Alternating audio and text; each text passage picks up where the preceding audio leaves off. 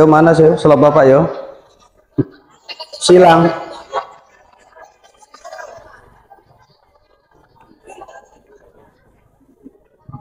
Kejadian pernah hilang bu, arek munggah.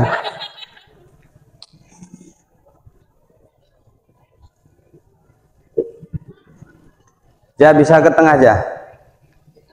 Iya.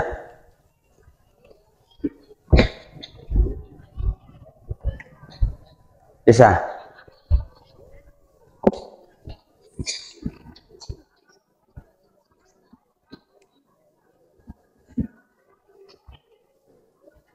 Sini.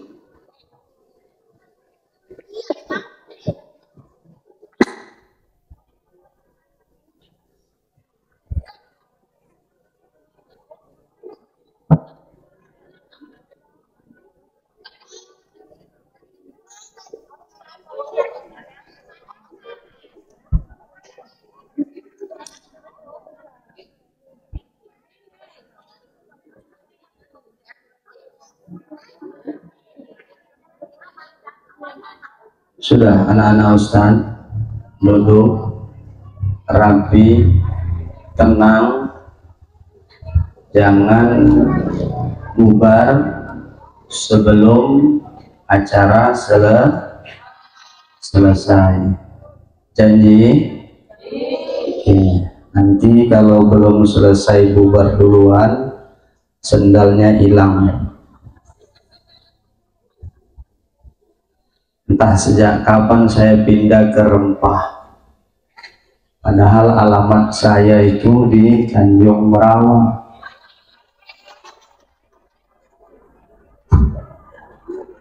Karena aku agak lama sih kita entah mau dipindahkan, entah memang ada yang mau disediakan yang baru di Serempah, saya nggak tahu orang itu panitia. Tapi nanti ku tanya-tanya juga istri di rumah.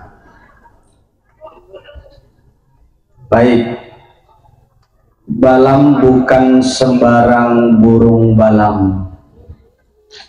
Balam terbang tinggi hingga ke seberang. Salam bukan sembarang salam, yang tak menjawab salam kudoakan sebabnya semua hilang. Daripada kudoakan lagi ibu begini lagi, mau? Assalamualaikum warahmatullahi wabarakatuh.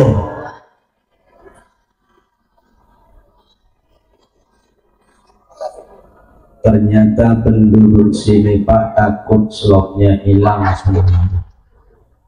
Bersyukur Pak selop aja takut hilang, apalagi Bapak hilang. Alhamdulillahilladzi arsala rasulahu bil huda wa dinil haqq liyudhhirahu 'ala ad-dini kulli wa kafa billahi syahida. Asyhadu an la ilaha illallah wahdahu la syarika lah wa asyhadu anna sayyidana Muhammadan abduhu wa rasuluh. Allahumma salli wa sallim ala sayyidina Muhammad wa ala ali sayyidina Muhammad. Faqala Allah ta'ala fil Qur'anil Karim, Bismillahirrahmanirrahim. Subhanalladzi asra bi'abdihi laylan minal masjidil haram ilal masjidil aqsa alladzi barakna hawlahu linuriyahu min ayatina innahu huwas sami'ul basir. Wa qala aidan qul in kuntum tuhibbunallaha fattabi'uni yuhibbukumullahu wa yaghfir lakum wa dhunubakum wallahu ghafurur rahim. Akhirul ayat. Wa qala mu'allif rahimakumullah wa 'adamana bikum fidda amin summa qala Allahumma hidayatil libis shawab ya rabbal alamin. Rasa syukur kepada Allah dengan ucapan kalimat alhamdulillah. Bersolawat kita kepada baginda Rasulullah sallallahu alaihi wasallam.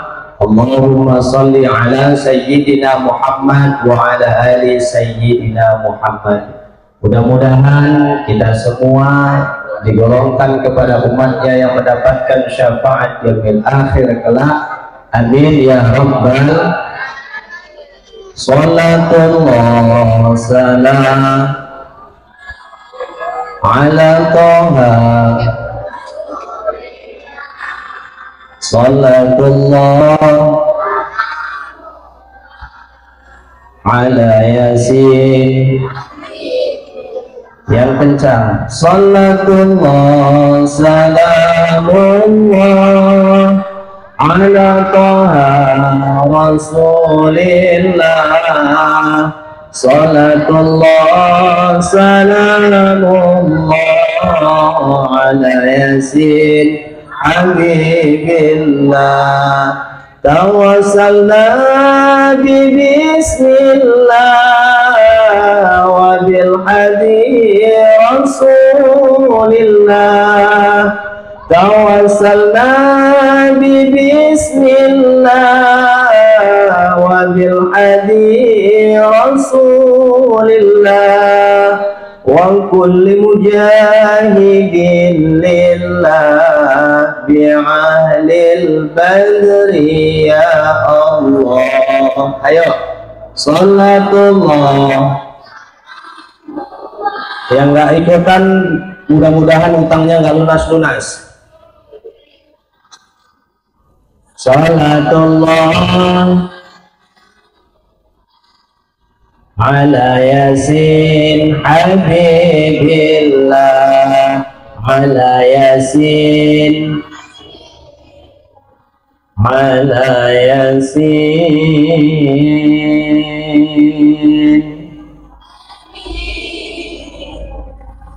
Allahumma salli wa sallim wa barik alaihi. Baik, yang sama-sama kita hormati, yang kita muliakan, para tokoh agama, tokoh masyarakat, tokoh pemuda, baik yang sering nokoh-nokohi ataupun yang nggak sering nokoh-nokohi, karena sekarang Pak banyak tokoh tapi sering nokoh-nokoh. Itu yang nggak jadi-jadi semalam itu. Ada juga yang gitu, pemilihnya nokoh-nokoh juga, semua diterima. 100 diterima, 200 diterima. TPS 1 pun nggak ada suaranya.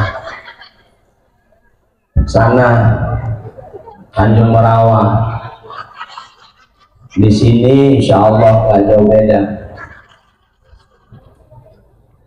Para muallim dan muallimah, para ustadz dan ustazah, para guru-guru kami yang hadir, mudah-mudahan Allah sehatkan, Allah berkahi usianya, amin ya rabbal. Berikut yang sama-sama kita hormati yang hadir daripada unsur pemerintahan, baik itu Bapak Kepala Desa, Bapak Kepala Dusun, Ibu Kepala Desa, Ibu Kepala Dusun, maupun yang tak berkepala, dan terutama para kepala rumah tangga, karena yang hadir semua punya kepala, tapi model-model kepalanya semua tak sama. Mudah-mudahan semua urusan dalam pemerintahan untuk mengayomi masyarakat ini mendapatkan barokah dari Allah Subhanahu wa Ta'ala dan tetap amanah sehingga bisa dipertanggungjawabkan di hadapan Allah Subhanahu wa Ta'ala. Amin ya rabbal. Ibu-ibu yang saya hormati, yang cantik jelita, bermacam-macam wajah rautnya, ada yang bermakeup, ada yang tak bermakeup, ada yang berlipstik, ada yang tidak, tapi semua dulu ibu ini mudah-mudahan mendapatkan pahala dari Allah Subhanahu wa Ta'ala, diampunkan dosa-dosanya, dan mudah-mudahan cepat masuk ke dalam surga. Ibu mau cepat kan masuk ke dalam surga? Hah? Mau cepat apa mau lama ibu? Bu, bu, bu. Inilah nggak sopannya, dipanggil bu, oi. Dan macam di ladang aja betul. Tante dipanggil lakinya gitu juga Pak di rumah. Dek, oi. 3 kali dipanggil, apa sih bang panggil-panggil bang? Malah lakinya pula dibentak. Biasanya ketawa-ketawa itu dia pengalaman. Ibu, nah gitu kan cakep saya gitu. Ibu, mau cepat masuk surga atau lama? Mau lama? Gak mau cepat? Alhamdulillah kalau ibu mau lama. Biar tambah parah lah ibu, beras sudah makin mahal, cabai mahal, itu merepeknya sama bapak. Tapi mudah-mudahan orang-orang tua kami, ayahanda semuanya yang saya hormati sehat walafiat, dipermudah urusannya dan dibanyakkan rezekinya oleh Allah Subhanahu wa taala. Amin ya rabbal. Dan mudah-mudahan bapak-bapak yang hadir pulang dari majelis ini nanti bawa duit 2 juta. Amin, bilang Pak. Nggak mau bapak dapat pulang 2 juta, aku aja mau pulang nanti kan. Tah kalau panitia nggak tahu aku. Kenapa ibu ketawa, kan nggak salah. Adik-adik kami remaja dan remaji, baik yang sudah tampil anak-anak kami tadi, kupikir pemain kuda kepang tadi itu, tapi luar biasa keberaniannya. Anak-anak kami mudah-mudahan nanti menjadi anak-anak yang soleh dan soleha, berbakti kepada orang tua, dan mudah-mudahan bisa menjadi generasi Quran dan nantinya bisa menjadi pejabat daerah di negara ini. Amin ya rabbal. Penampilan remaja yang sangat luar biasa, kompaknya. Aku nggak tahu baju mereka udah lunas atau belum. Entah pun dari calon kepala desa dulu, entah caleg yang lalu pun, aku nggak tahu orang ini. Tapi firasat saya tadi vokalis itu bukan lagi remaja, aku tengok tadi itu. Masih remaja tadi vokalisnya itu. Oh masih. Nah, kebetulan aku bawa masih lajang itu. Nanti bisa ditanya-tanya dia. Segenap daripada panitia, wabil khusus pembawa acara dan tukang sound system, mudah-mudahan semuanya dalam keadaan sehat walafiat. Amin ya rabbal alamin. Baik Bapak Ibu yang dimuliakan oleh Allah Subhanahu wa taala, pagi hari ini di tepatnya di hari Ahad, tepat di bulan Sya'ban, dan lebih tepatnya lagi nisfu Sya'ban. Mudah-mudahan yang melaksanakan ibadah puasanya itu mendapatkan berkah dari Allah Subhanahu wa taala. Amin ya rabbal. Ayo anak-anak ustadz yang berada di depan, hitungan mulai 1, 2, 3, 4, duduk rapat, mulut merapat, tangan dilipat, kaki dilipat. 5, 6, 7, 8, harap mulut jangan terlalu ke depan. Bisa diam? Bisa? Nanti di akhir nanti ada pertanyaan yang bisa jawab, insya Allah akan dikasih hadiah nanti sama panitia. Ibu, nanti ada pertanyaan, siapa yang bisa jawab insya Allah dapat hadiah umroh. Amin bilang Bu, bagi yang mampu. Ya kan itu syaratnya. Kita berbicara sekarang ngajinya santai-santai saja Bu ya. Saya tidak lama-lama, paling kira-kira ini jam 10 lewat 23 ya, setengah-setengah 12 kurang nanti kita sudah selesai, karena saya harus melanjutkan perjalanan ke Galang, baru siap itu nanti saya langsung ke Langkat Brandan untuk ya sama juga jumpai emak-emak juga lah. Maklumlah Pak, namanya juga bulan Rajab dan bulan Sya'ban sampai Ramadan itu kan memang bulannya panen para ustadz kan. Makanya aku jengkel pala ketika ada yang wirid dibilang itu bid'ah, takjiah bid'ah, salawatan bid'ah, maulid bid'ah, Isra Mi'raj bid'ah, muncung dia itulah bid'ah. Kalaulah semua bid'ah, apalah jobnya ustadz itu lagi coba? Kadang-kadang nggak mikir mereka itu yang ngomong. Pala juga aku Pak gitu. Mudah-mudahan di sini nggak ada lah Pak ya gitu Pak ya, yang sikit-sikit bid'ah ya Pak ya. Kalau ada cepatlah galikan kuburnya, bacakan Al-Fatihah. Mudah-mudahan diterima oleh Allah Subhanahu Wa Taala dan mudah-mudahan orangnya dengar cepat taubat lah. Itulah kalaupun ada. Ngaji Isra Mi'raj. Ada dua kata, Isra dan Mi'raj. Isra itu artinya perjalanan. Mi'raj artinya naik. Nah, ini sudah dijelaskan di dalam Al-Quran di surah Bani Israel ayat pertama. Tadi Qori sudah membacakannya walaupun saya belum datang, tapi saya tahu dan pastikan ada pembacaan Quran. Kenapa saya katakan demikian? Di mana-mana itu selalu dibacakan, tapi kadang-kadang kita tidak memahami apa yang dibacakan itu. Makanya dikatakan Iqra'ul Quran, bacalah Al-Quran itu. Membaca Al-Quran itu biaswatikum, dengan cara perlahan. Maka ibu kalau baca Yasin jangan seperti dikejar sama setan. Kalau wiritan jangan mau cepatnya saja selesai. Ini apa lagi, ditumbang sana tumbang sini, nah geser. Masa kerjaan udah megang mic, bolo ini lagi. Nah, akuannya lagi, akuannya taruh sana. Nah, akuannya taruh mobil aja, satu kotak nggak apa-apa. Kuenya gitu juga, akan lumayan untuk nanti siap maghrib. Sudah, Bapak Ibu yang dimuliakan oleh Allah Subhanahu Wa Taala.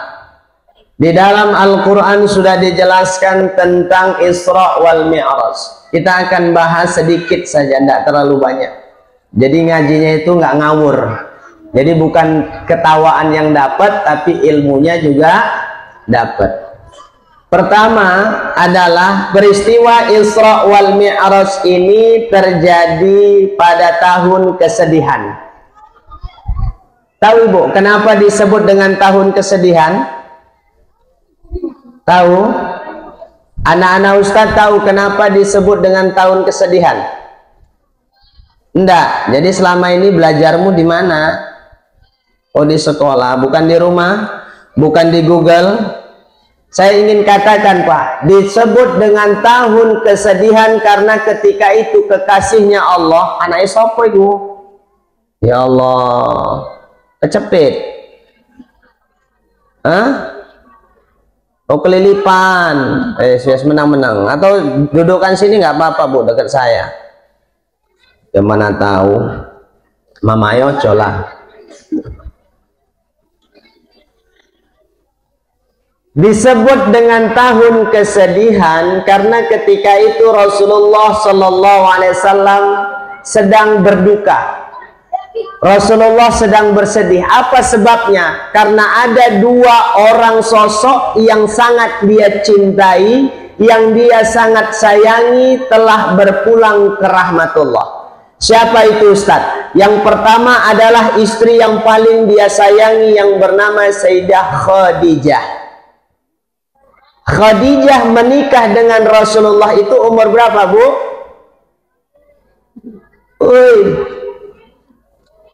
Berapa umurnya Khadijah? 17. 40 tahun. Yang kuat aja Bu, nggak usah takut. Nggak aku marahin ya. 40 tahun usia Sayyidah Khadijah menikah dengan Rasulullah. Dan ketika itu Pak, Rasulullah umurnya 25 tahun. Ini luar biasa. Rasulullah menikah umur 25 tahun. Khadijah umur 40 tahun. Umurmu berapa?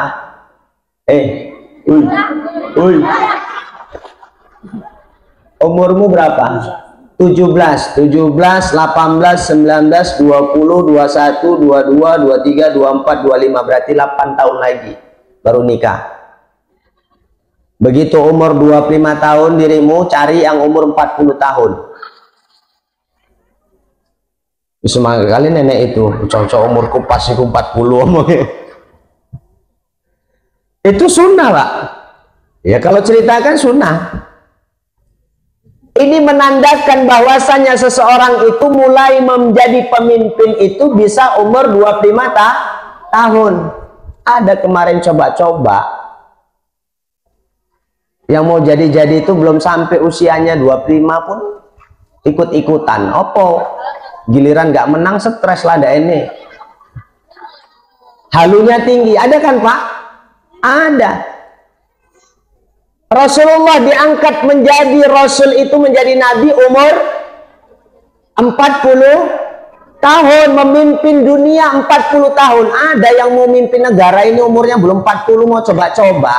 Ngono menang pula itu. Palak kali aku. Aku nggak sebut nama Pak. Itu tanda loh Pak. Rasul aja memimpin agama Islam dunia itu umur 40 tahun baru matang. Jadi kalau kita memang dengan akal yang waras, akal yang sehat, ya begitu. Itu ketauladanan Pak. Nggak bisa dipungkiri. Makanya kenapa Indonesia banyak kegagalan, karena belum matang sudah menjadi pemimpin dan para pemimpinnya bukan ahlinya. Terakhir apa? Rusak negara kita.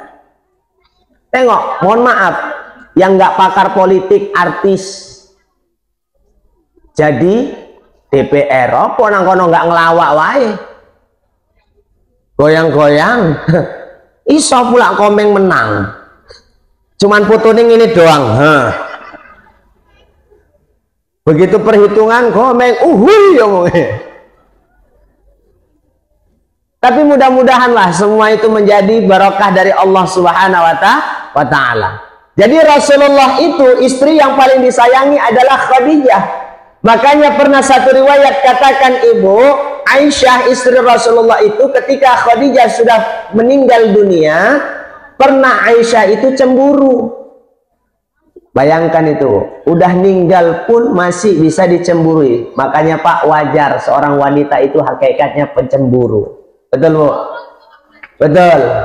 Maka kalau ada istri Bapak yang cemburu banget sama Bapak, jangan Bapak marah, bersyukur. Berarti istrinya itu sayang. Saya karena sayangnya itu sama istri, jalan ke mall, tak gandeng Pak tangannya Bu. Karena wedok iki lah nggak digandeng tangannya, entek kabeh dicimuknya beda ini. Lasak tangannya Pak. Makanya tak gandeng, tak rapet ngene iku Pak. Pak cekeli tenan-tenan iku Pak. Seandainya pun ada tali, itu ku iket sama tali Pak. Daripada duitku ceramah sebulan tek.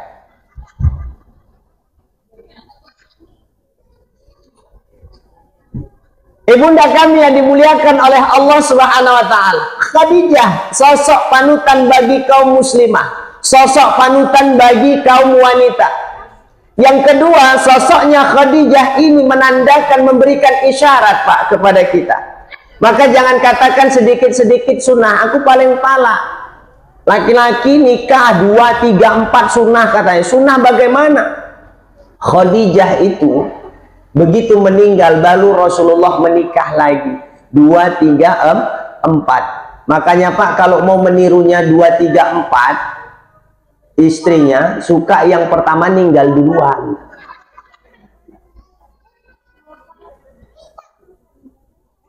Nah iya kan, Rasulullah menikah yang kedua, baru yang ketiga, keempat, kelima, keenam, ketujuh, ke-8 setelah Khadijah meninggal dunia. Ini istrinya yang pertama belum meninggal, udah coba-coba dia nikah lagi. Apa nggak parang dihadapkan dianya? Cocoknya aku model-model yang wani kayak gini. Jadi teknik dan caranya begitu Ibu. Makanya Rasulullah itu mencontohkan bagaimana kasih sayangnya dan setianya Khadijah dengan Rasulullah. Setianya Rasulullah dengan Khadijah, ditinggal berapa bulan berdagang pun Khadijah tidak pernah selingkuh.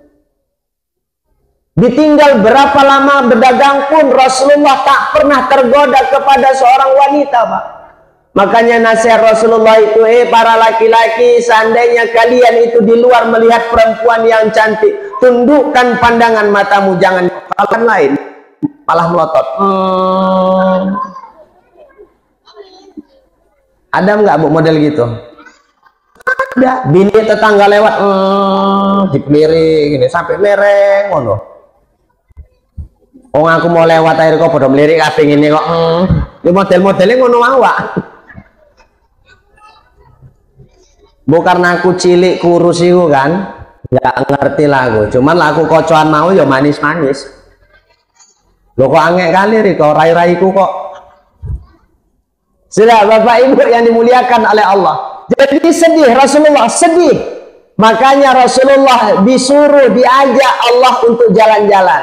Ini isyarat Pak bagi kaum suami, bagi laki-laki. Kalau istri kita udah sedih, bawa jalan-jalan. Oh kan betul katanya. Jangan awak malah istri sedih, kita diam sebagai suami. Kalau sudah istri sering merepet, kalau sudah istri banyak sedih, awak jalan-jalan aja. Makanya nasihat ulama itu Pak, kalau rezeki kita para suami mau banyak, rezeki itu mau melimpah ruah, sering-sering ajak makan istri di luar. Betul loh. Kalau istilahnya apa? Healing. Ya kan?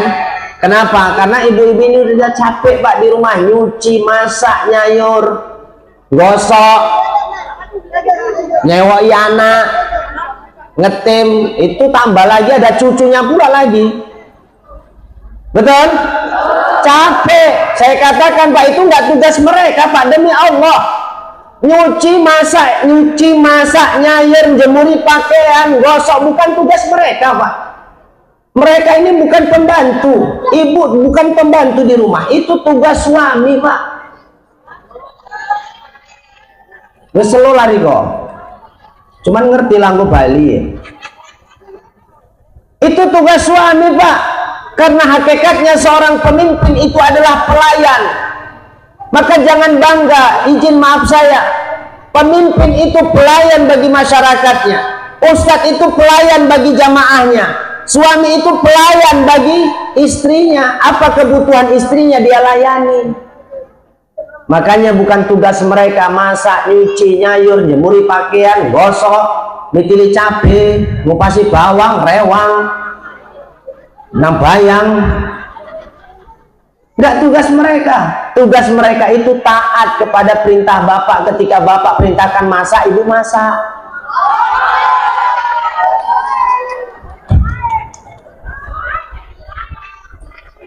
Kok protes nih kok? Mau seneng kali wong iki Pak. Cocok iki Bali aku iso merintah bojoku iki. Wis seneng kali aku wis ngerti Pak, wis batin aku iki. Pikire tak bela ya ora lah wong aku lanang kok. Wong sing aku kok ya wong lanang kok. Cuman kan wedok sing akeh yurane. Sudah Bapak Ibu yang dimuliakan oleh Allah. Jadi Ustaz tugas taat kepada suami, itu tugas seorang istri. Makanya ibu tidak boleh seorang istri itu melawan suaminya. Kalau ibu mau masuk ke dalam surganya Allah, ada 4 caranya. 4 cara ini, 4 langkah ibu mudah masuk ke dalam surga. Apa Ustaz cara pertamanya? Cara pertamanya adalah sholat 5 waktunya. Sanggup? Alhamdulillah. Cara yang kedua, ibu menutup auratnya. Sanggup? Alhamdulillah. Cara yang ketiga, ibu mau masuk surga, jangan pernah membentak melawan suaminya. Sanggup? Sanggup? Kalau ibu tidak sanggup, maka ibu tak jadi masuk surga. Masuklah ibu ke dalam neraka. Aku mau tanya kepada ibu, siapa dari mulai menikah sampai detik ini yang tak pernah melawan suaminya, ngancung tangannya? Nih.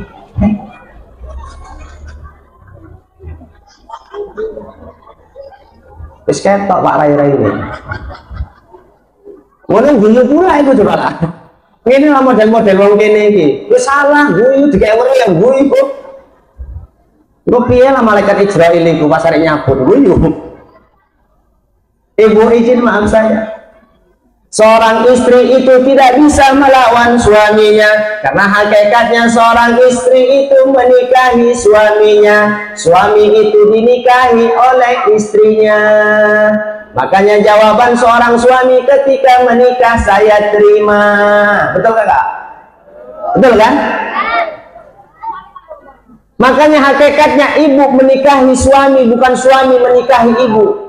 Kenapa? Jawaban seorang suami ketika sudah dikatakan oleh orang tuanya, saya nikahkan Fulan binti Fulan dengan mahar sekian rupiah tunai, sah. Baru dijawab oleh saksinya kan?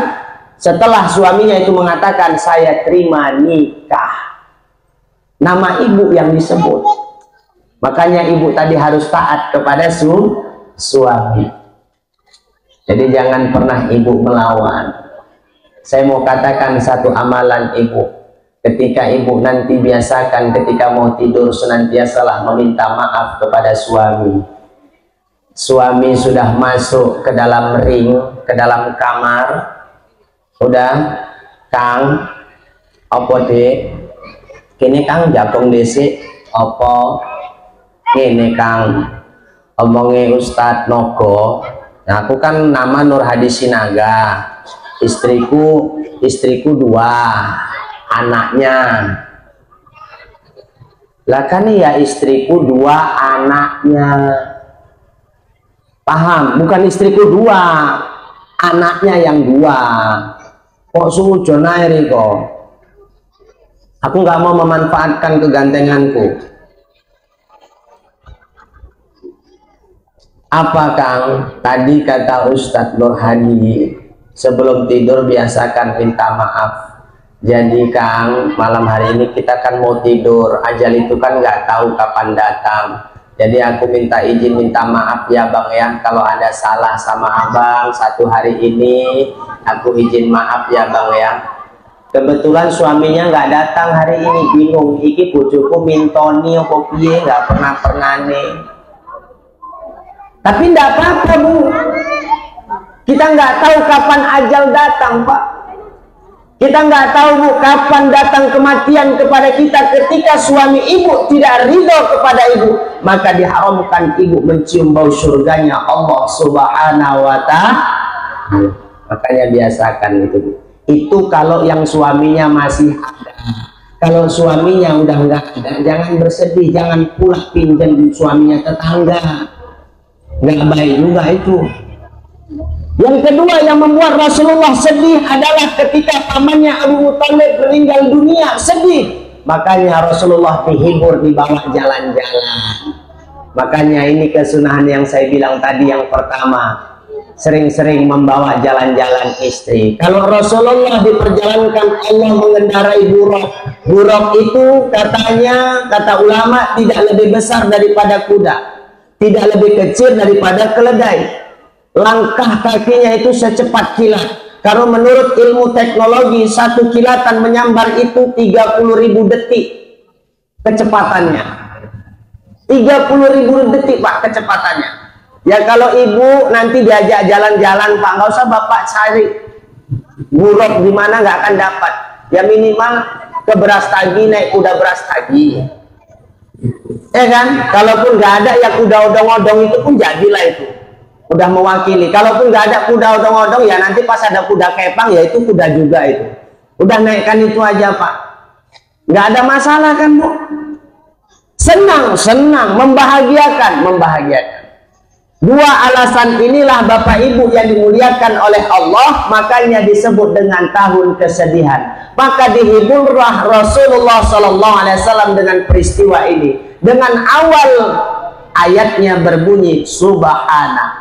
Dalam kitab Tanbihul Ghafilin yang dikarang oleh Al-Imam Abu Lais Samarqandi As-Sakandari, beliau katakan bahwasannya kalimat Subhana ini adalah diucapkan amalan ketika kita melihat suatu yang takjub, amalan ketika kita melihat satu pemandangan yang sangat luar biasa. Makanya Bapak Ibu, ketika kita melihat sesuatu yang indah, ucapkanlah kalimat Subhana. Makanya ulama kita kan ajarkan Subhanallah walhamdulillah wala ilaha wallahu akbar wala haula wala quwwata illa billahil aliyyil azim. Ketika kita berdosa, maka ucapkanlah astagfirullah. Ketika kita berbuat salah, astagfirullah. Ketika kita melihat dosa pada diri kita, astagfirullah. Tapi kadang-kadang, izin maaf saya Bu, Ibu wirid nggak? Wirid, rajin. Betul. Yakin wiridnya rajin? Aku nggak percaya kok Pak. Aku mau buktikan sama Ibu kalau memang rajin wirid. Kalau ada orang kaya, dia jarang datang wirid. Kira-kira pas narik wirid banyak nggak yang datang? Alasannya apa? Karena iki panganannya pasti enak. Karena itu wong koyo. Ada orang yang hidupnya sederhana, rumahnya gedong, gedek doyong, main sokong. Iku gedong. Rajin wiridnya, pas narik wirid banyak nggak yang datang? Kenapa? Alah paling pun teko kerupuk, paling banter mie.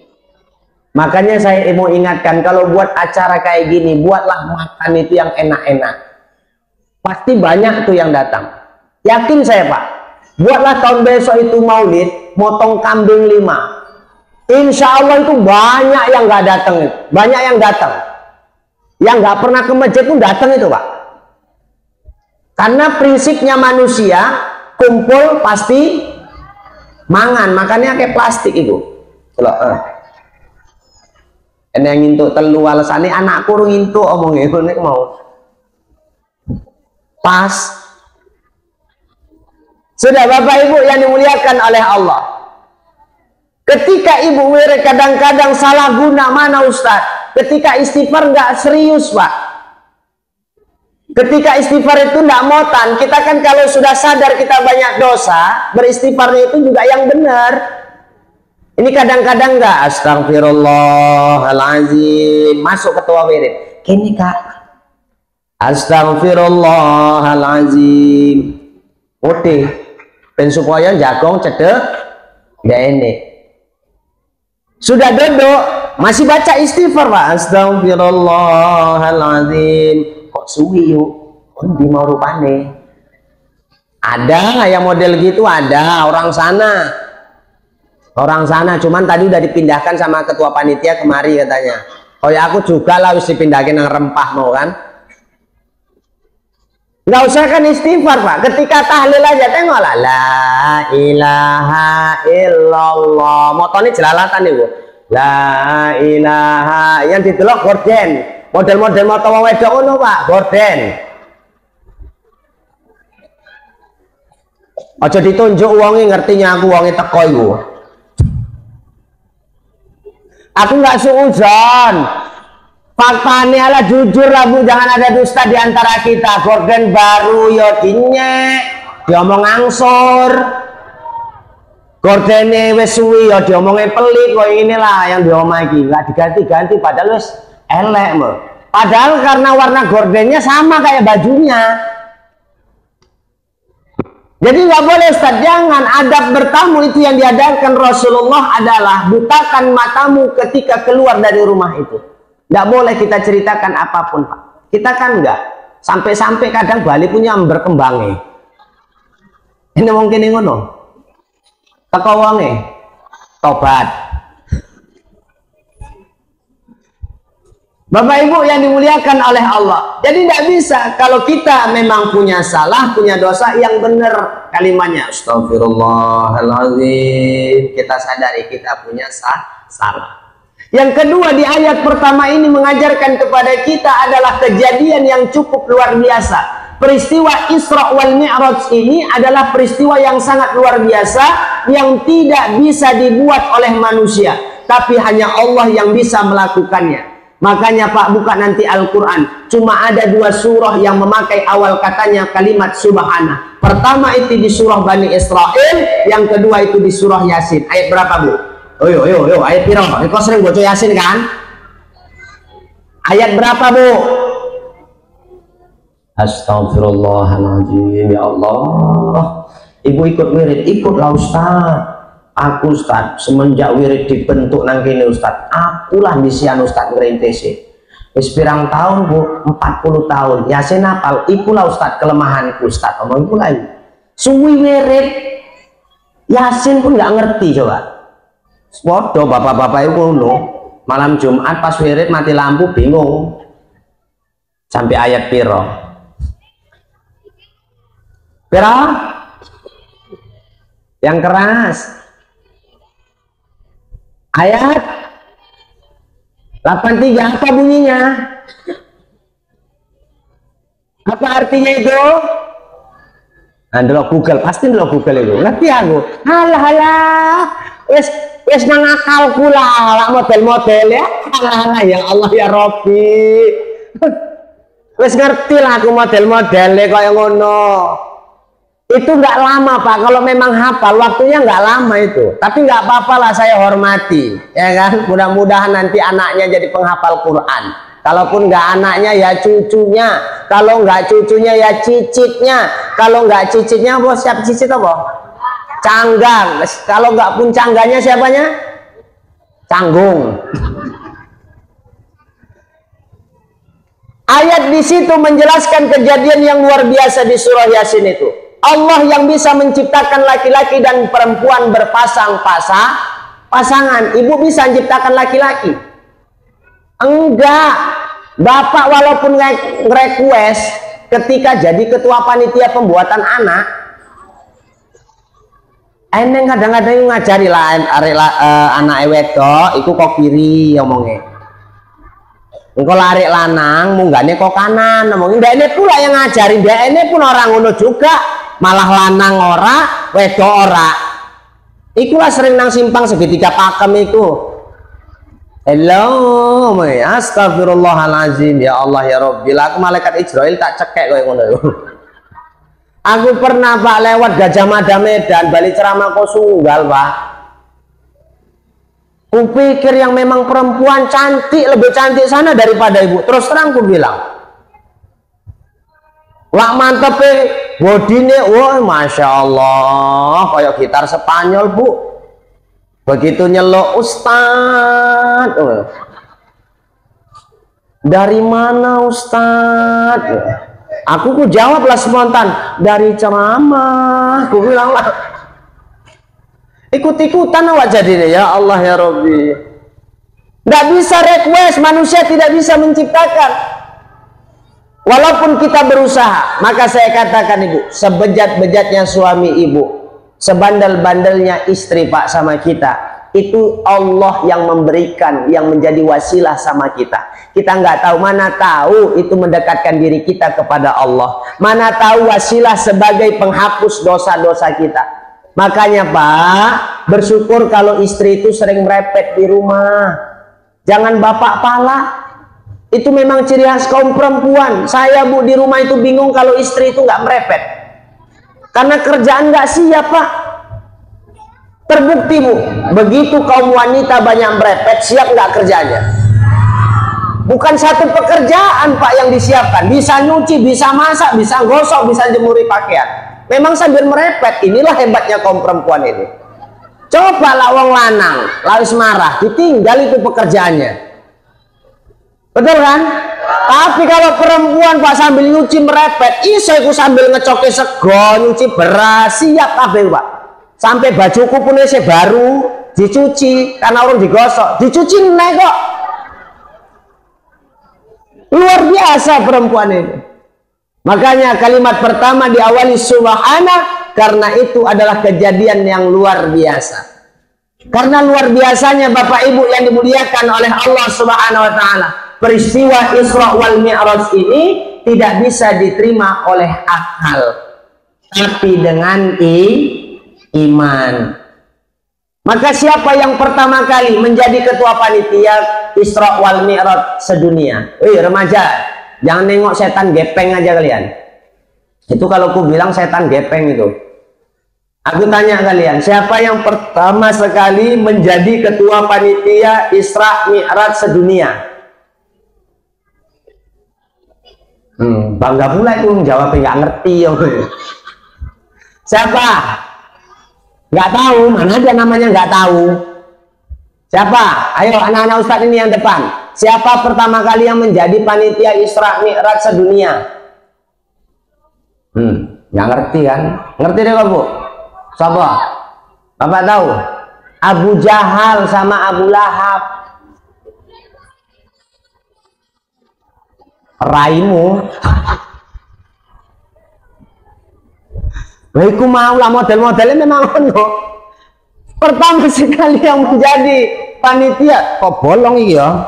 Ngeri pula aku hari ini. Hah? Oh, Riko seneng sing ngadeg. Ya oke. Lah kan ngongkon ngadeg, ya berarti kan seneng yang ngadeg. Makanya aku Riko guyu sih. Astagfirullahaladzim, ya Allah Pak, aku heran Pak, pikirannya mau nandi-nandi coba. Mau kan dikongkon ngadeg kan, aku jagong, dikongkon ngadeg Pak omongnya. Ya berarti kan seneng sing ngadeg. Coba tak tekon, Riko seneng sing ngadeg apa sing jagong? Oh loro-loro seneng. Ya Allah ya Robbi. Tunggu Pak, wong iki jaluke loro-loro Pak. Giliran wong lanang loro ngamuk wong iki Pak. Sudah. Pertama sekali yang menjadi ketua panitia Isra wal Mi'raj sedunia itu adalah Abu Jahal dan Abu Lahab. Kenapa? Begitu Rasulullah selesai melaksanakan perintah Allah Isra dan Mi'raj, ditanya Rasulullah dengan Abu Jahal dan Abu Lahab, wahai Muhammad, kau tadi malam katanya baru selesai Isra Mi'raj ketemu Allah. Iya.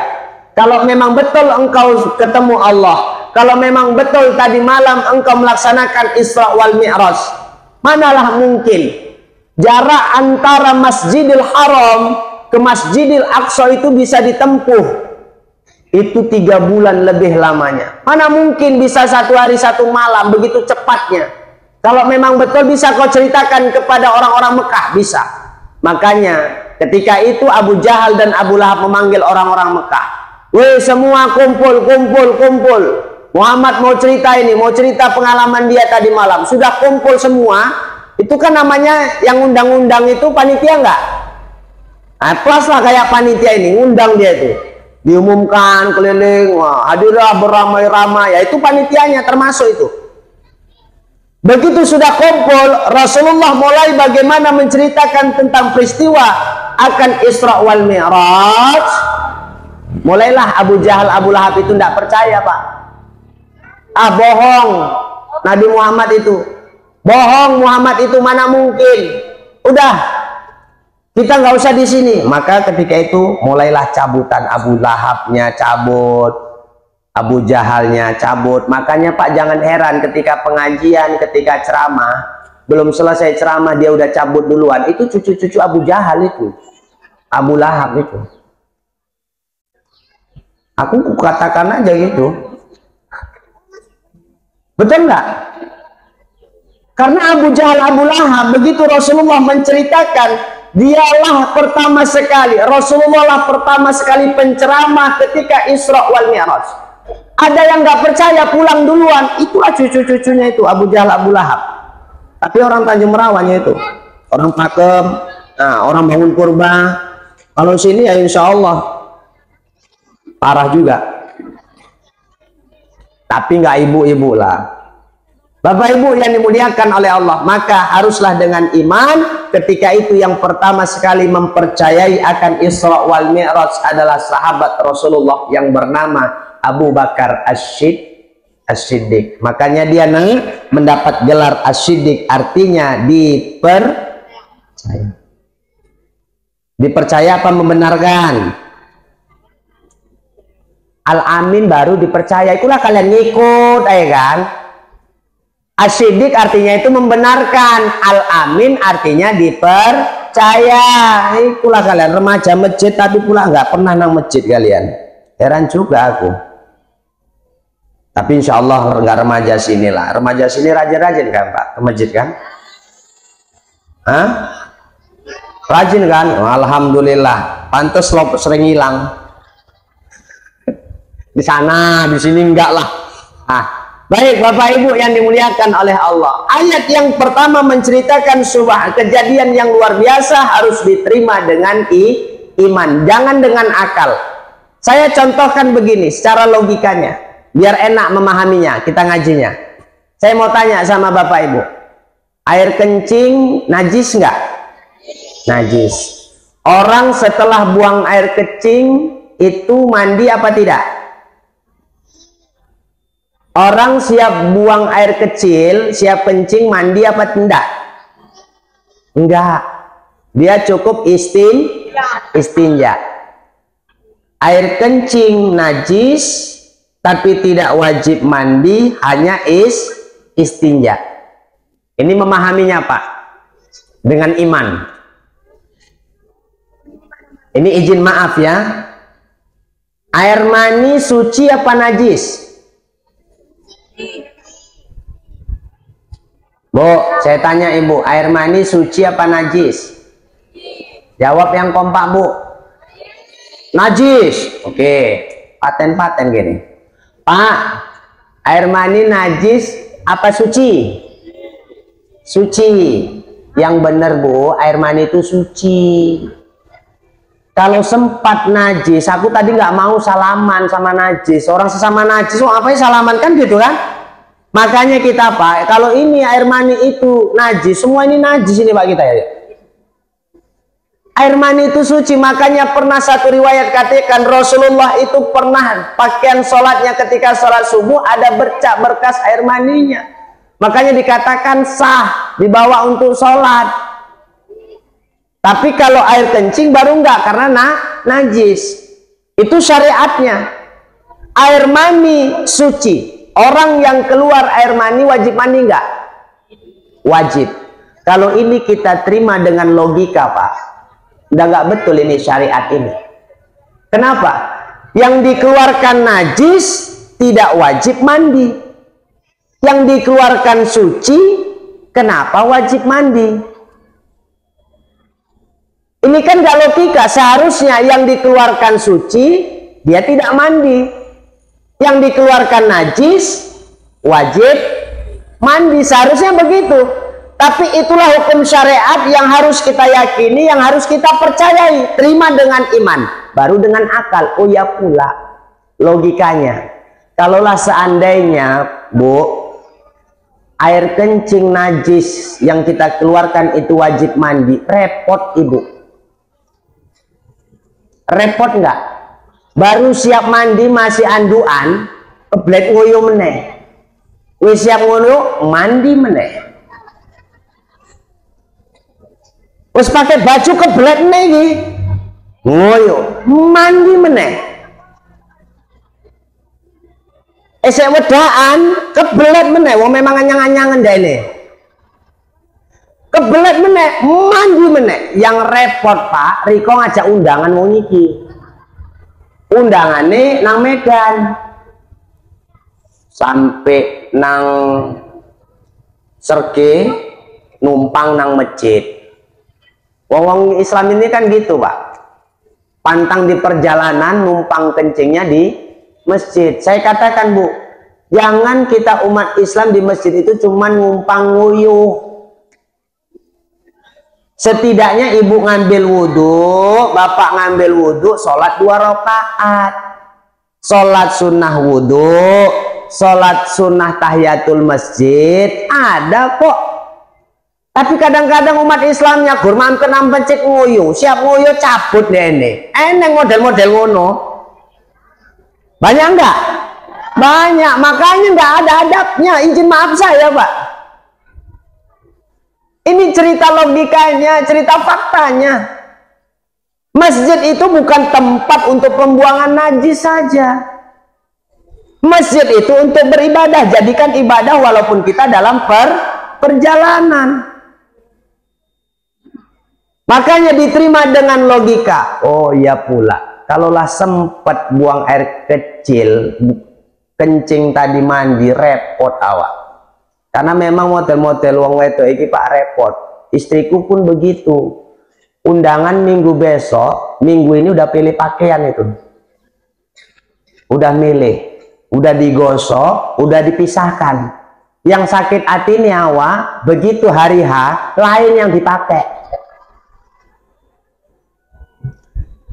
warna abang dipakai hari Senin, wis dipilih hari Senin, sing dipakai di hari Setu malah warna hijau. Begitu mau dipakai, nanya sama suaminya, Buya ini cocok, itulah Buya nggak tahu seni, kan nggak cocok sama warna jilbab. Ndak ini sing werna, ndak ini ngomong nggak cocok, kita yang disalahke, Pak. Biasanya yang guyu-guyu itu ngono iku nang omah. Faktanya kan, tapi itulah realitanya dan mantepnya kaum perempuan. Nggak usah kita marah, Pak. Kudu sabar, wong kadang-kadang manasi kereta wong iki urung siap kok. Keretanya sampai arek meledak. Awak mandi 15 menit pakai baju sisiran wis siap. Wong iki enggak. Wong jilbabe sampean yang gubet-gubet ki ngene-ngene urung siap-siap kok. Terakhir undangan nang kono pasang behel dagingnya nyangkut. Wis mlebu nang kene nyangkut karena jilbabe mau nyangkut nang kene repot lah Pak tenang. Logikanya terima dengan iman. Oh ya pula kalaulah sempat, manalah mungkin orang yang keluar suci wajib mandi. Pak, berapa kali sih satu hari yang bisa kita keluarkan air mani Pak paling hebatnya? Sampai 7 kali. Rengkak.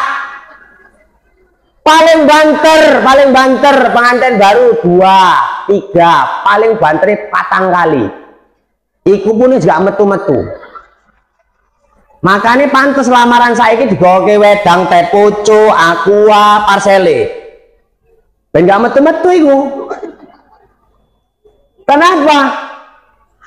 Kenapa wajib mandi? Karena baru selesai mengeluarkan energi yang luar biasa. Untuk mengembalikan energi itu harus dengan air. Makanya Bu izin maaf saya, kalau selesai berhubungan dengan suaminya, dengan istrinya Pak, kesunahannya itu basuh dan mengambil air wudhu. Jangan langsung minum, jangan langsung makan. Makanya salah. Ada katanya kalau baru selesai itu kalau belum mandi, katanya bumi nangis. Sejak kapan ngerti bumi nangis? Aku kadang-kadang yang gak eneng dasar Pak, dijadike dasar. Terus mereka nggak melakukan bumi ngono lompat. Terus kayak pampir ae. Ada nggak istilah gitu Ibu pernah dengar? Ada kan? Orang Islam hari di toko-tokoi, oh nggak oleh. Labar ngono itu harus wajib mandi. Kok enggak bumi ini nangis, berasnya nangis, prioke nangis ngomongnya. Lah priok kok iso nangis sementara priok ering kok ireng-ireng. Kalau kami bilang itu buah kelengkeng, buah duku, orang eneng iku. Ya ada, tapi yang disunahkan setidaknya membersihkan ataupun berwudu. Sudah. Makanya Pak, makruh orang yang selesai berhubungan itu langsung tidur, nggak boleh, bersih-bersih dulu. Nah ini kejadian yang luar biasa, maka harus diterima dengan iman, baru dengan akal. Jam 11 15 menit nih, itu sih subhanallah aja ya Pak. Memang enak kalau kita ngaji itu gitu kan, terarah, bukan hanya lawakan yang dapat tapi ngajinya juga dapat. Saya orang Batak Pak, izin. Tapi kalau bahasa Jawa nggak usah tanya, karena lama saya di Jawa. Di Jawa Timur, Jawa Barat, Pekalongan, Banten, lama saya Pak. Setahun itu wajib saya itu ke sana. Untuk belajar lagi, ngaji lagi. Makanya hebat kalau ngaji di Jawa itu luar biasa, nggak lepas dari kitab semua. Nggak sembarangan nyalah-nyalahkan orang itu. Baik Bapak Ibu yang dimuliakan oleh Allah, yang lebih hebatnya lagi apa Ustadz? Ketika ayat itu sudah disambungkan, Subhanalladzi asra bi'abdihi lailam minal masjidil haram. Ada kalimat atau kata bi'abdihi. Fi'il mudhari'nya, fi'il madinya adalah asal katanya abadah. Abadah itu apa? Hamba. Oh, di sini dapat ilmunya kita Pak. Allah memanggil Rasulullah itu dengan sebutan yang terhormat. Allah memanggil Rasulullah dengan sebutan yang mulia. Mana? Hamba. Kita Pak, kadang-kadang aku hamba. Nggak pernah Pak di Al-Quran itu kita disebut hamba. Enggak. Kenapa Rasul bisa tahu Rasulullah yang disebut hamba? Yang diperjalankan itu adalah Rasulullah, bukan Nabi Ibrahim, bukan Nabi Adam, bukan Nabi Yusuf, bukan Nabi Ismail, bukan Nabi yang lainnya. Tapi yang diperjalankan ketika peristiwa itu adalah Rasulullah. Makanya sepakat ulama, kalimat abdihi di situ adalah untuk Rasulullah Sallallahu Alaihi Wasallam. Kadang-kadang Pak, ada orang yang tidak punya akhlak memanggil nama Muhammad dengan sebutan Muhammad.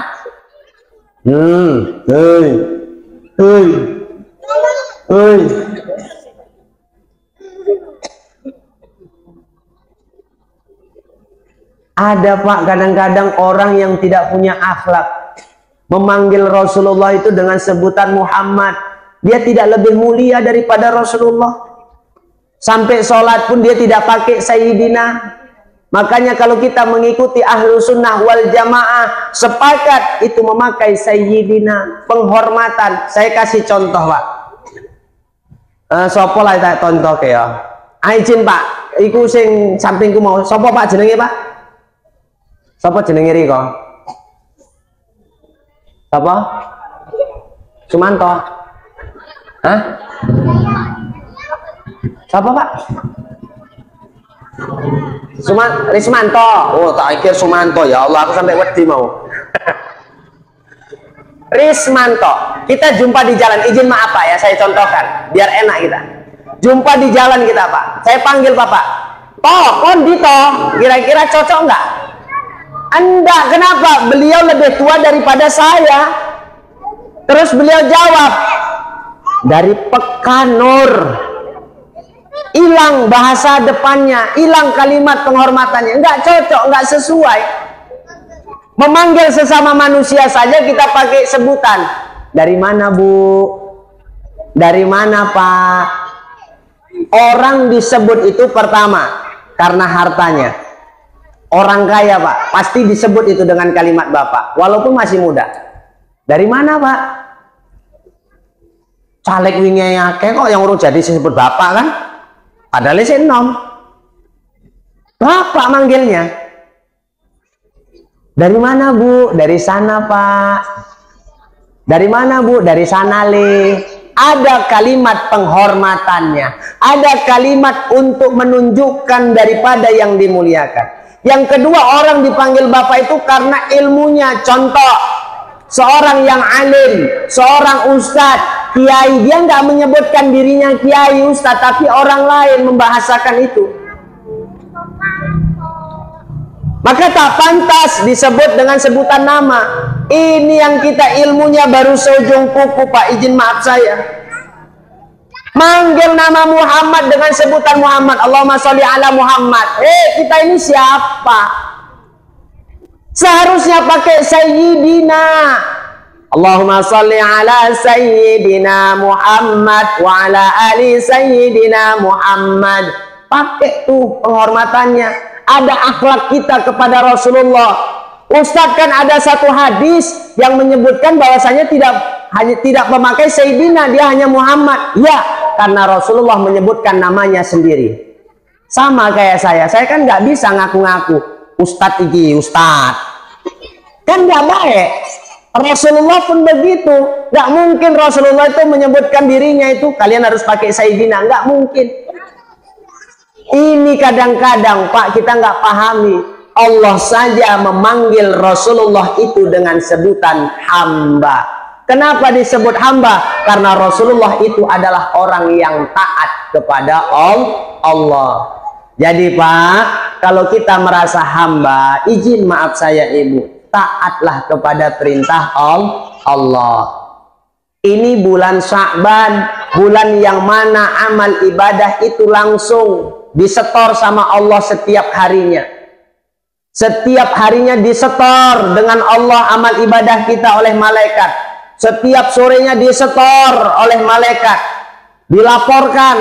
Makanya jangan banyak-banyak buat dosa. Kalau semalam Ibu ngambil duit caleg tobat. Bu, obat. Bu, tobat. Ya, wis entek Ustaz, tobat aja lah. Saya katakan, Ibu izin maaf saya Pak, ya izin maaf saya, haram mengambil uang dari caleg itu kalau nggak ada niat dari awal untuk memilihnya.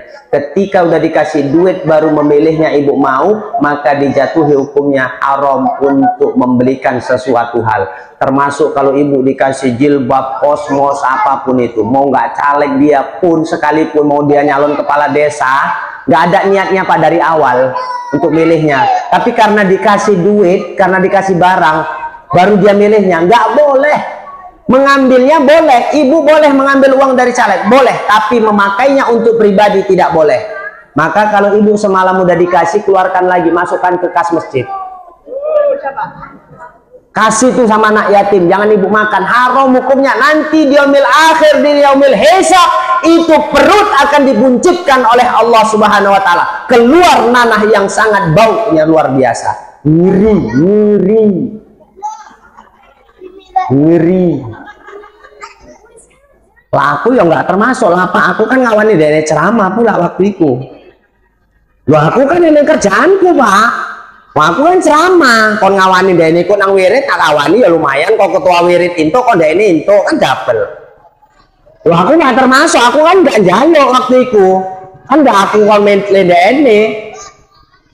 Aku kan cuman kampanye ini, ya bali wajar lah, aku kerja kok piye. Iku kemenangannya Ustadz Pak. Kepala dusun pun gono Pak, sama itu kayak Ustadz, makanya yang selamat kita Pak. Baik Bapak Ibu yang dimuliakan oleh Allah Subhanahu wa taala. Jadi tak boleh Ustaz, tak boleh. Ini di bulan Syaban banyak-banyak kita bermunajat kepada Allah Subhanahu wa taala. Ini seorang hamba, jangan cuma ngaku, oh aku hamba. Ini kadang-kadang mulut lancip kali. Berimpak ke masjid, tulis saya hamba Allah. Nang masjid pun orang ada ini. Hayya 'alas shalah.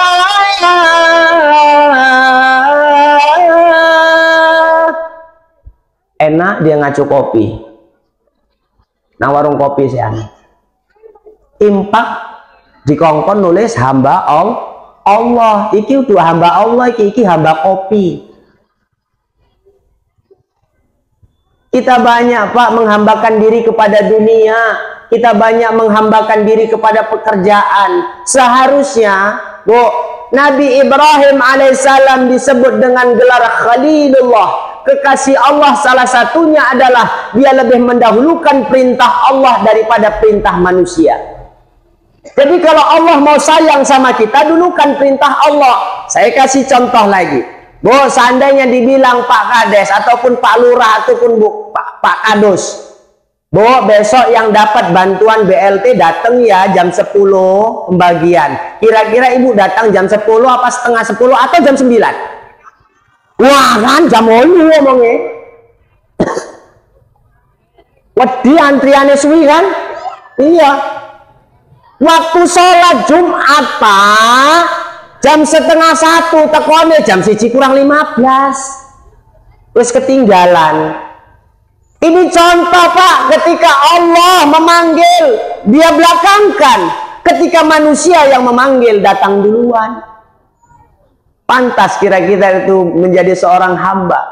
Tidak pantas. Rasa harusnya kalau seandainya masuk waktu sholat zuhur jam setengah 1 pas, awak datang jam setengah 1 kurang 15 atau jam 12 kurang 15, udah awak tunggu di situ, awak banyak zikir, awak banyak sholawat, awak banyak membaca tasbih. Ini enggak, kadang-kadang khotib udah baca khutbah kedua, dia unu datang baruan.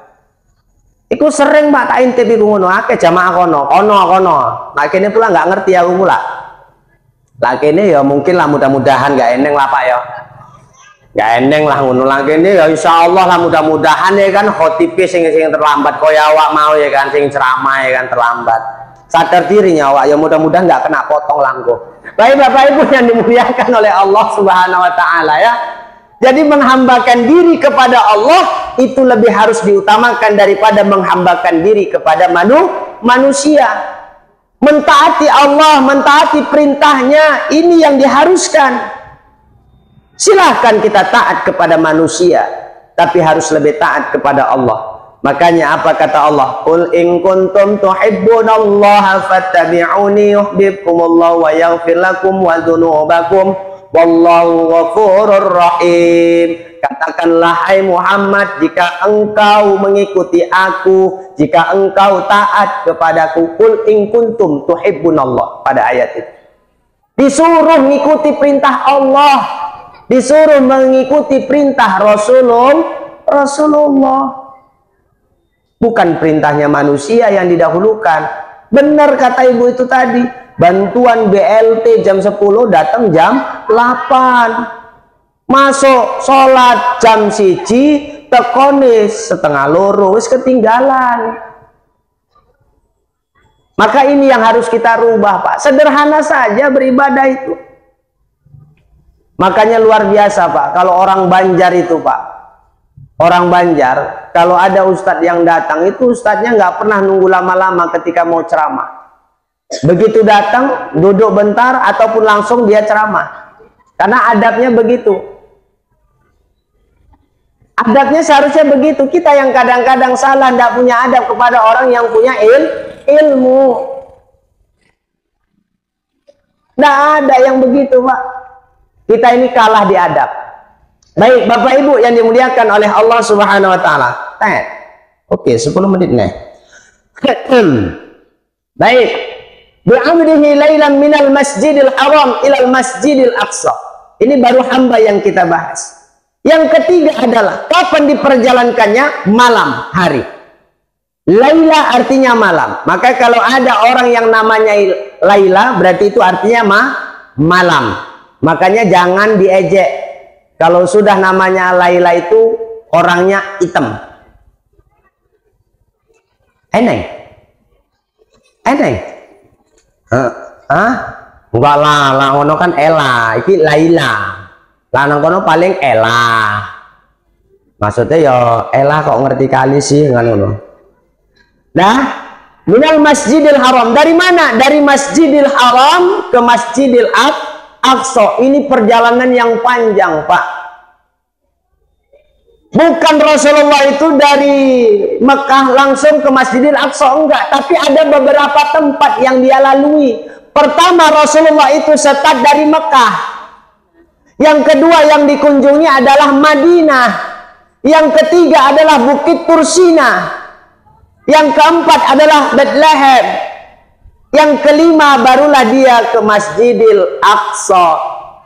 Apa fungsinya? Ketika Rasulullah berada di Makkah, di setat pertama di situ dibelahlah dada Rasulullah, dibersihkan hatinya. Makanya Pak, Bu, bersih-bersih hati kita. Jangan ada iri, jangan ada dendam. Ini mau masuk Ramadan, bersihkan. Kita kalau satu hari nggak mandi aja risih, Pak. Tapi kita nggak pernah risih dengan hati kita yang kotor. Tetangga hidupnya mewah, kadang-kadang aneh awak. Saya katakan, Bu, orang yang kehidupannya kaya tapi nggak rajin beribadah kepada Allah, nggak usah kita iri. Bisa jadi itu istidrat dari Allah. Kadang-kadang kita aneh iri. Aku aku sering sholat, rajin ke masjid. Tapi kok uripku ngene-ngene ayo. Ya kan? Tonggoku nggak pernah sholat, zakat sedekah yo pelit, tapi kok yo keretone gonta ganti, mobilnya ganti, bojone yo gonta ganti. Kaya dia ini sing duwe showroom lah pokoknya. Padahal dia nggak rajin sholat. Bisa jadi itu istidrat dari Allah Subhanahu wa taala. Apa itu istidrat? Musibah dari Allah. Dia berikan harta yang banyak tapi dapat melupakan kepada Allah. Kadang-kadang kita nggak belajar dari Qorun. Qorun itu dulunya miskin hidupnya. Diberikan harta oleh Allah begitu banyak sampai kuncinya itu sampai 40 orang yang megang baru bisa kuncinya itu. Dari emas. Luar biasa Pak Qorun itu. Tapi lupa sama Allah. Ditenggelamkan di dalam bumi. Makanya ketika kita mendapatkan harta ngerok untuk emas, diomong kapan Qorun iku nang daerah apa iki? Lebong. Pondok Lebong iki mbok kapan korun nang kene? Endi? Apa kok pangkal aku yang ngomong ngono mau? Ya gantian lah, nang wong tua yang iso, aku pun iso kok. Sudah? Maka jangan pernah, Bu. Tengok sekarang, masih punya kambing satu rajin sholat, Pak. Dagangannya belum laris, masih rajin sholat. Begitu dagangannya laris, baksonya, ayo Kang, nang masjid. Sini langgananku, sayang. Lupa sama Allah. Hewannya masih satu, rajin ke masjid. Hewannya masih dua, rajin. Begitu banyak, kan nggak ada masjid. Alah nggak sempet kambingku, nggak ada yang jogo. Lupa kepada Allah. Makanya itu istidrot. Hati-hati, Pak. Hati-hati, Bu. Kita banyak harta, kadang-kadang bisa melalaikan diri kita kepada Allah. Nggak ada orang yang sholat itu untuk kehidupannya kaya. Udah jelas.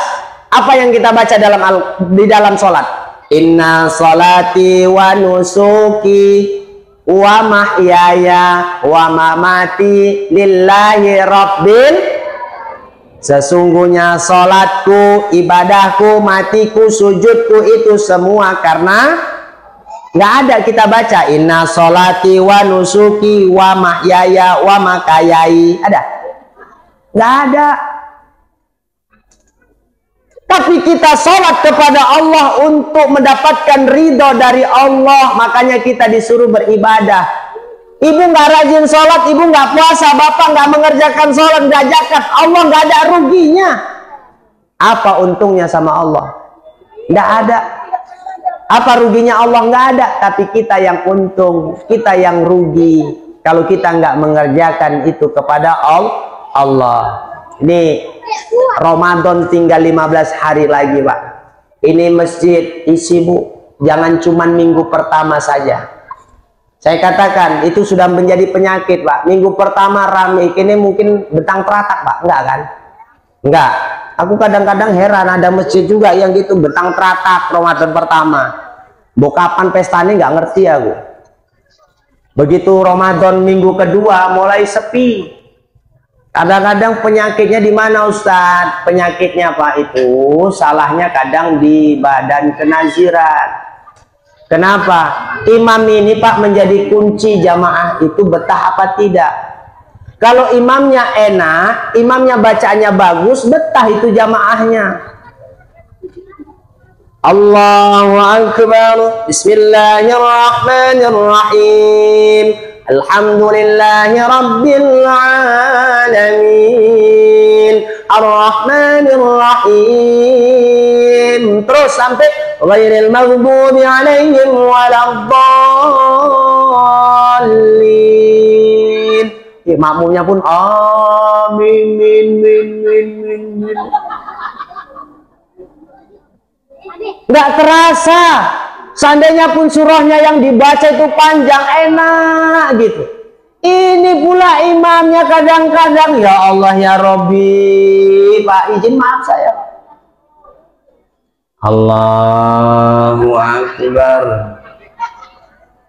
Begitu imam angkat takbir, Bu, kita angkat takbir, bukan buka takbir. Iki begitu imamnya Allahu Akbar. Ki wong wedok Pak buka takbir sapa? Alah mampus wa uco pula sing imam. Jam 11 baru siap iki. Bismillahirrahmanirrahim. Mampus. Kacau lagi. Alhamdulillahi Rabbil Alamin. Wah itu pun sendirian nang dinding ini. Terus ono mampus lah weh. Los lah kue kurung siap, tepung kurung tak giling, kurung neng ngecok sego wis jam piro neng siap sholat tadarus. Wis ngono pun 23 rakaat nang kene wis mampus lah iki. Penyakit tuh. Tapi kalau imamnya baik, imamnya bagus bacaannya, imamnya yang luar biasa, wah luar biasa kalau itu. Begitu baca surah Bismillahirrahmanirrahim Ar-Rahman 'allamal Qur'an khalaqal insan. Allahu akbar. Boleh, sah. Membaca surah itu kan hukumnya sunnah. Seandainya ibu pun bapak mau ngimami, Pak, nggak usah takut-takut. Baca surah itu sunnah, nggak usah yang panjang-panjang. Allahu akbar, baca Al-Fatihah udah selesai. Bismillahirrahmanirrahim. Alif lam mim. Allahu akbar. Sah. Siapa yang bilang nggak sah? Sah, itu lebih baik kalau bacanya bagus. Makanya saya ingatkan, Pak, izin maaf saya, bapak-bapak yang dimuliakan oleh Allah Subhanahu wa taala. Jadilah kita seperti petuah, pepatah yang mengatakan, jadilah kita ini seperti pelepah pepaya, jangan seperti pelepah pisang. Tengok, pelepah pepaya itu masih kuning, kadang-kadang dia mau digantikan dengan yang baru. Pelepah pisang, Pak, udah kering, nggak mau, Pak, lepas dari tangkainya dia, lengket aja dia. Kadang-kadang ada model udah tua nggak mau digantikan jadi imam. Aku palak kali, Pak, kalau model-model kayak gini, Pak. Ada, Pak, izin maaf saya, Pak. Ini, Pak, banyak pemuda dan pemudi, Pak. Manfaatkan mereka menjadi azan, manfaatkan mereka menjadi bilal, manfaatkan mereka menjadi imam. Biarkan anak-anak ini recok di masjid, silakan berikan mereka sab di luar. Jangan pernah marahi anak-anak, Pak. Lebih baik mereka bermain di masjid daripada mereka main skater. Makanya, Pak, sekarang banyak laki-laki trauma, Pak, semenjak tombol kirim hilang. Loh, ya Ustaz kok ngerti? Ya tahu lah aku. Aku tengok postingan orang banyak demo, rupanya apa ini kok banyak demo? Kembalikan tombol kirim katanya. Ya Allah ya Rabbi. Luar biasa, Pak. Biarkan mereka bermain-main di masjid, karena itu dunianya, Pak. Bisa jadi dulu kita lebih parah, Pak. Bersyukur mereka masih mau ke masjid. Kadang-kadang pala aku, bapaknya ngeterke nang masjid, saya diterke Bali bapaknya. Anaknya kon ganti. Dikira wirid apa? Ya makanya, Pak, jadilah kita pelepah pepaya. Kita yang menyokong pemuda ini. Ayo, kalian remaja. Ayo, ajan kalian. Kalau remaja, Pak, yang ajan, luar biasa, Pak. Semangat awak. Terutama emak-emak. Lebih semangat emak-emak ini, Pak, lah anaknya ajan daripada bojone. Kadang-kadang nggak diakui, Pak. Coba lah anaknya ajan, elek pun suaranya Allahu Akbar, Allahu Akbar, kan? Allahu Akbar, Allahu Akbar, kan? Bentak-bentak. Siapa itu ajan? Iku lah anakku, ya jenenge sik belajar yuk. Seneng ini, betul nggak, Bu? Bangga mereka, Pak. Coba lari ke Allahu Akbar, Allahu Akbar. Siapa yuk kaya bojone Riko? Enggak, bojoku mana ngono suarane. Enggak diakui itu, Pak.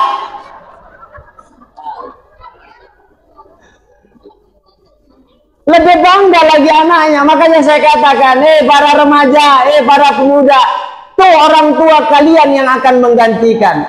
Makanya saya membina remaja, Bu, di daerah Petangguhan itu. Saya bina mereka itu bagaimana memfardu kifayahkan orang yang ketika meninggal dunia. Kata Imam Al-Ghazali, Pak, ini nasihat sama kita. Jasad yang mati, ruh itu masih hidup. Nanti buka dalam kitab Ruh, karya daripada Ibnu Taimiyah. Jasad yang mati, ruh itu masih hidup. Maka ruh itu tahu siapa yang memandikan jasadnya itu. Maka ruh itu berkata kepada anak-anaknya, wahai anak-anakku sekalian, dulu aku bisa mandi sendiri. Kini aku hari ini tidak bisa mandi sendiri, nak. Tolong mandikan aku. Ternyata siapa yang mandikan? Anaknya Pak Bilal. Bilal. Wahai anakku, dulu engkau ketika membuang kotoranmu tak kincit. Itu sih. Akulah yang akan mengistinjakanmu, nak. Hari ini aku tidak bisa membersihkan, nak. Tolong bersihkan kotoranku, nak. Siapa yang nyewoi? Anaknya apa Bilal? Bilal, Pak. Wahai anakku, dulu engkau kupakaikan bajumu agar engkau tidak terlihat auratnya. Wahai anakku, sekarang tolong pakaikan bajuku. Siapa yang pakaikan kain kapan kita? Bilal. Wahai anakku, dulu engkau kemana-mana ku gendong, seperti kata Mbak Surip, tak gendong kemana-mana. 9 bulan engkau ku kandungan tak pernah ku tinggal. Wirid maulid Isra pun akan ku bawa. Apa pernah rikau ku ngandung biar niku arek wirid cantol ke desa tinggal? Pernah? Enggak kan? Mana mungkin rikau meteng. Pak jogoke anak kita ya kita gantungin nang kene Pak. Aku wirid desa eneng. Enggak. Dibawa selama berapa bulan? 9 bulan. Wahai anakku, sekarang aku tidak bisa berjalan sendiri. Tolong panggul aku. Siapa yang manggul? Tonggoni kadang-kadang sing kita nyek Pak, yang manggul kita. Makanya jangan pernah menghina tetangga, jangan pernah berputus asa, jangan pernah memutuskan silaturahmi dengan tetangga kita Pak. Bisa jadi dia yang mendirikan teratak atas kematian kita. Bisa jadi dia yang akan mengangkatkan air untuk memandikan kita. Makanya ada nasihat orang Jawa itu dalam salawatnya luar biasa. Apa? Saben malam Jumat ahli kubur mulih nang omah kanggo njaluk donga wacan Quran lak maknanya lamun ora dikirimi banjir mbrebes banyu mili mulih nang kuburan mangku tangan tatangisan kebacut tenan ger anak turunku kuwe ora wirang kanggo mangan tinggalanku. Ini nasihat luar biasa Pak. Kadang-kadang anak tahu-tahu diri, sudah disekolahkan, sudah disukseskan, tapi ketika orang tuanya terbujur kaku, tidak ada yang bisa dia lakukan, sampai-sampai yang untuk membersihkan kotorannya pun orang lain. Makanya banyak para bilaliku kurus-kurus. Wongnya ini siti-siti Pak. Ada pun ada yang sanggup 20 Pak. Ada yang sanggup lempul nang ini pira Bu kayaknya. Ada pula itu Pak yang ngomong, itu kan agama, seikhlasnya lah. Giliran agama seikhlasnya. Giliran aku neneng keyboard bongkar nyumbangi 50.000, 100.000. Nggak pantas. Agama kita harus nyumbangnya banyak-banyak. Anak remaja membuat proposal untuk Isra, membuat proposal untuk Maulid. Nyumbangnya banyak, jangan 5.000 jemok kuenya telu. Ya nggak cocok lah ya Bu ya, paham? Kita nanti ketika sudah meninggal dunia Bu, tak ada yang bisa kita harapkan kecuali doa dari anak kita. Makanya kata ulama itu, setiap malam Jumat ahli kubur pulang ke rumah, bukan mau duduk di sofa yang empuk, tapi dia berdiri di depan pintu seperti pengemis. Dilihat anaknya lagi apa? Oh, lagi baca Quran. Oh, lagi sholat. Oh, lagi doakan. Tapi ketika itu dilihat anaknya hanya bermain game, hanya bermain handphone, menangis ruh kita itu balik ke kuburan. Tak membawa apa-apa. Bayangkan kalau seandainya diri kita yang seperti itu, Bapak Ibu yang dimuliakan oleh Allah. Makanya ajari anak-anak kita dari sekarang, Bapak Ibu yang dimuliakan oleh Allah, dekatkan kepada Allah, dekatkan dengan rumah Allah, dekatkan dengan agama Allah. Insya Allah akidahnya akan kuat, tidak tergoda. Semaju apapun zaman ini, akidah anak kita akan terjaga. Amin ya Rabbal alamin. Baik Bapak Ibu yang dimuliakan oleh Allah Subhanahu wa taala, ternyata waktu jugalah yang memisahkan kita. Kalau kita mau bahas satu persatu, saya yakin dan percaya waktu kita tidak akan bisa 1 hari, bisa jadi 2 hari, bisa jadi 3 hari. Tapi mudah-mudahan yang saya sampaikan ini bisa menjadi motivasi, menambah keilmuan kita, menambah pengetahuan kita, menambah daripada giat usaha beribadah kita kepada Allah Subhanahu wa taala. Dan mudah-mudahan kita yang hadir ini diampunkan dosanya oleh Allah Subhanahu wa taala, diselamatkan sampai kembali ke rumah nantinya. Dan yang tidak hadir, kita doakan mudah-mudahan Allah menggerakkan hatinya untuk taat beribadah kepada Allah Subhanahu wa taala. Amin ya Rabbal alamin. Dan terakhir saya meminta keikhlasan kepada Bapak Ibu sekalian untuk membacakan satu surah Al-Fatihah untuk mertua saya yang saat sekarang ini sedang berjuang dalam sakitnya. Mudah-mudahan Allah angkat penyakit dari mertua saya, Bapak Mispan, dan penyakit daripada orang-orang tua kita, masyarakat kita di sini yang sakit diangkat penyakitnya oleh Allah Subhanahu wa taala, yang rezekinya susah diperluas oleh Allah Subhanahu wa taala, yang ada penyakit hatinya mudah-mudahan Allah lapangkan hatinya. Al-Fatihah. A'udzubillahi minasyaitonir rajim. Bismillahirrahmanirrahim. Alhamdulillahi Rabbil Alamin Ar-Rahmanir Rahim Maliki Yawmiddin Iyyaka na'budu wa iyyaka nasta'in Ihdinas siratal mustaqim Siratal ladzina an'amta 'alaihim ghairil maghdubi 'alaihim waladdallin Amin. Alhamdulillahi Rabbil Alamin wassalatu wassalamu ala asyrafil anbiya'i wal mursalin wa ala alihi wa sahbihi ajma'in. Allahumma salli wa sallim ala sayyidina Muhammad wa ala ali sayyidina Muhammad.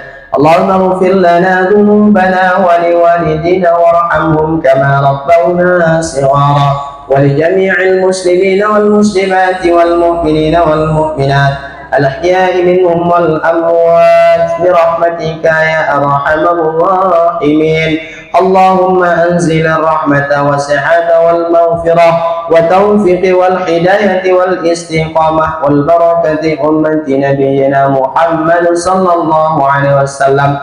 Allahumma barik lana fi Sya'ban wa ballighna Ramadan. Rabbana hab lana min azwajina wa dhurriyyatina qurrata a'yun waj'alil muttaqina imama. Rabbana atina fid dunya hasanah وفي الآخرة حسنة وقنا عذاب النار وصلى الله وسلم عليه والحمد لله رب العالمين. Mohon maaf atas segala kekurangan, kekhilafan. Terima kasih atas segala perhatian. Akhirnya kepada Allah saya mohon ampun. Nasrul minallah wa fadlun qarib wa basyiril. Assalamualaikum warahmatullahi wabarakatuh.